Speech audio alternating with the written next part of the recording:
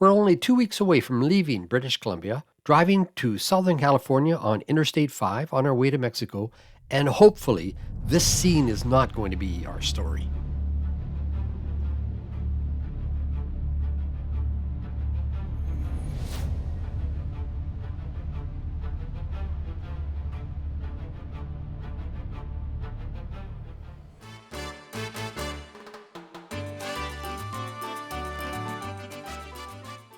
That was a very devastating image to have to see. I started with it, not to be overly dramatic, but to emphasize how easy it is for a mass traveling down the highway to be knocked off kilter by a tire blowout, side swipe, rear end, a whole host of reasons. In this video, we don't really know what happened. It's not fair to speculate. It did look like a premature lane change, but it could have been a medical emergency. We just don't know.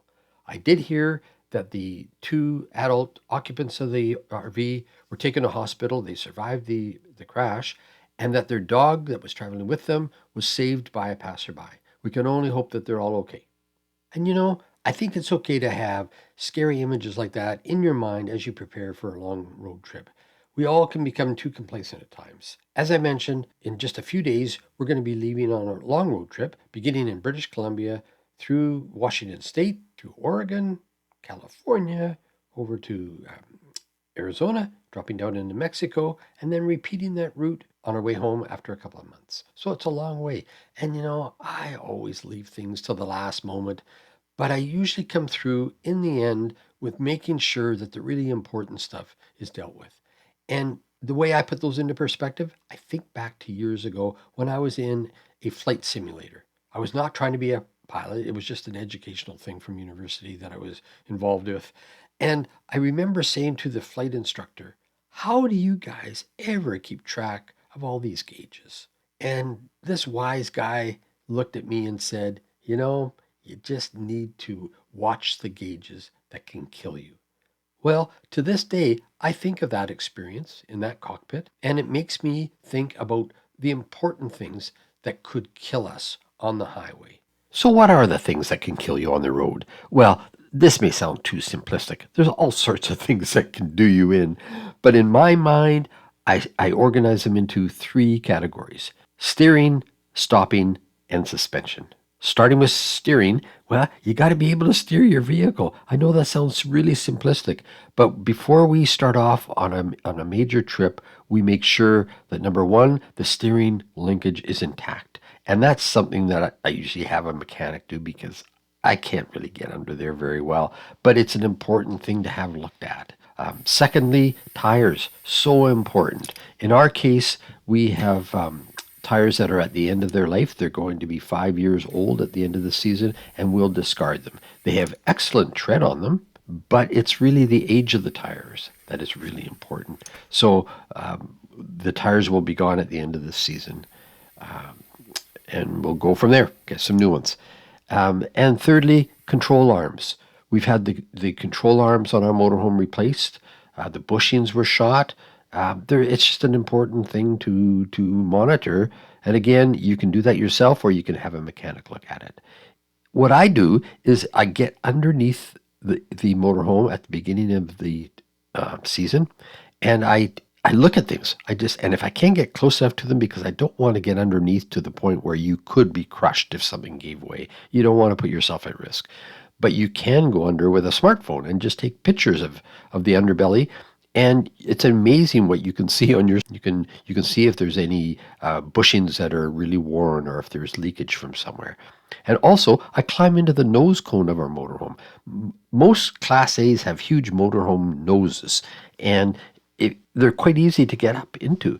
In our case, you could live in there with a stove if you got a couch. It's huge, and there's all sorts of things in there that you can look at and monitor. Wires, mechanical things. It's really worth getting to know the underbelly and the nose cone of your RV, if you have a nose cone. Okay, so that's steerage. Just 3 basic items: linkage, tires, control arms. 3 things to look at. Secondly, stopping. You got to be able to stop. And again, tires are really, really important. So that's a no-brainer. Just make sure your tires are in good shape. Brakes, We always make sure that we never leave without knowing how much wear there is on the brakes. How much do we have left? And thirdly, the parking brake or the emergency brake. We always make sure that that's adjusted. A couple of times we've been caught off guard where the emergency brake wouldn't hold our motorhome when we got onto the levelers. It was just not holding. It was dangerous actually. So just making sure that the parking brake, emergency brake, is properly adjusted. Okay, the last of the 3 S's as I call them. So we've done steering, stopping, and suspension. Again, a no-brainer. I mean, how many people really look at their suspension? But it's really important. You can look at springs, you can look at your shocks by just laying alongside your rig, whether it's a fifth wheel or a trailer or a motorhome. Just get a good visual of your springs and your shocks. And really important are the airbags. If you have an airbag suspension on your rig, as we do, the airbags should be looked at all the time. We've been monitoring ours, and we knew that they were old and they were cracking, so we replaced them this year.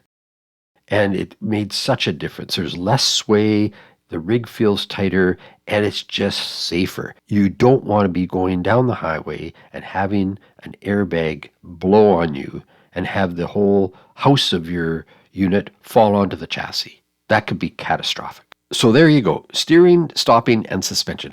I just go through those 3 things before I do anything else because everything else is superficial, right? Oh, sorry, I forgot to mention something else that we really look carefully at. Our tow car. Really important because you're pulling this thing behind you and you're just hoping that everything is okay. Sometimes we pay too much attention, I think, to our rigs and we don't pay attention to the vehicle that we're dragging behind us.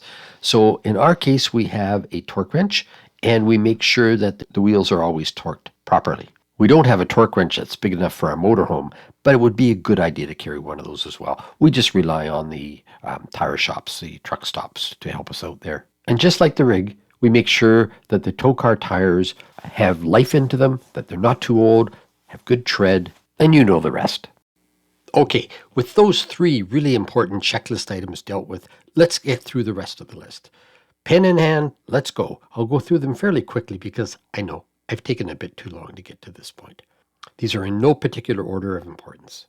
Number 4, generator, oil and filter change, and please 2-hour load test before you leave so that you don't get hung out to dry when you want to run your generator and it won't go because it sat too long.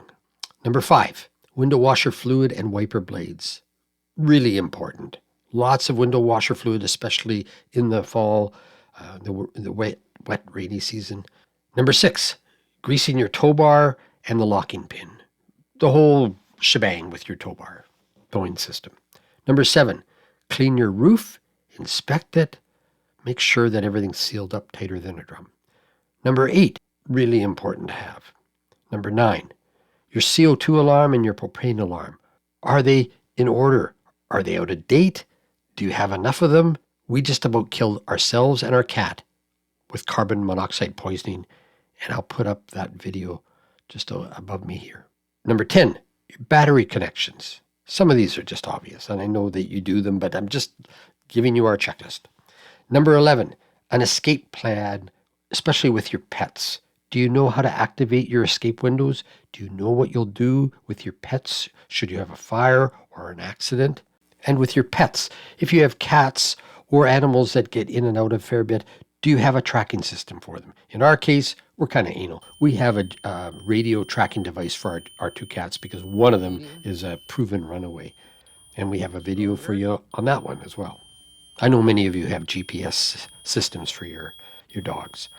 Number 13, checking your furnace before you leave. There's nothing worse, nothing more upsetting than finding a rat in your furnace because that can happen as it did with us. And here's a video about that. Wasn't a pretty sight. You do not want to be blowing rat feces around your RV. Propane lines, mainly around the hot water tank that is usually easily accessible. Spray them with soap. Just make sure that they're tight, that there's no leakage there. Your lights and horn, obvious thing, but just make sure that they're all in good order.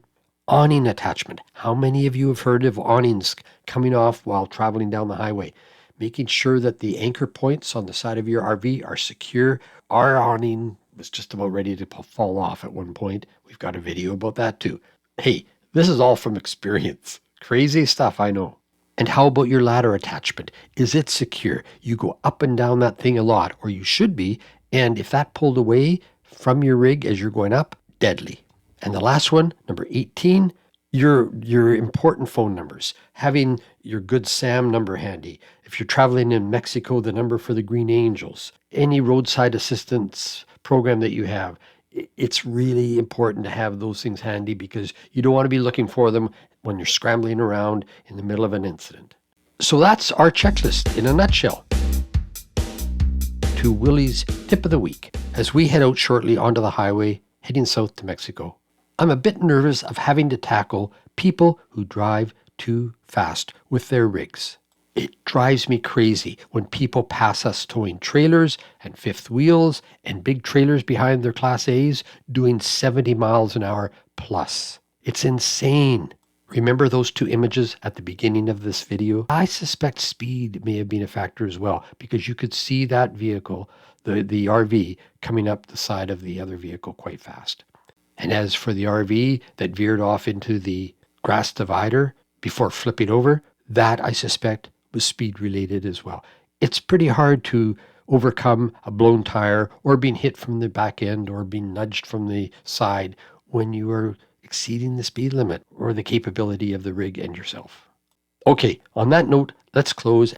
Thanks for watching, and if you enjoyed this video, please subscribe, and we'll see you on the road next time heading to Mexico.